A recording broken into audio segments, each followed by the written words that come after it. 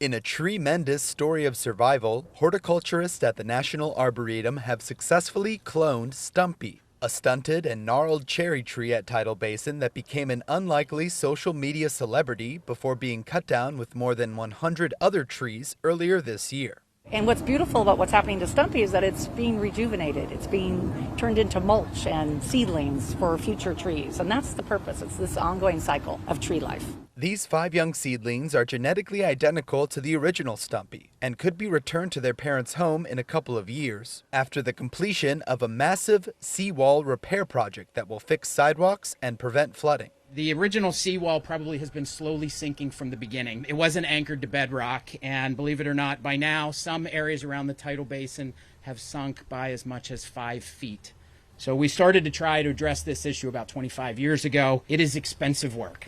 Contract for this project alone is $113 million. You know, when we look at how climate change has affected the capital area and the Potomac River and the Anacostia, we've seen 13 inches of rise of sea level here.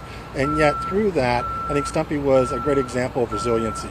And we continue to work with the National Park Service, with the Inflation Reduction Act, the Great American Outdoors Act, to put these dollars on the ground so that as we work through the issues of climate change, we're not just doing mitigation and adaptation, but the resiliency will show through.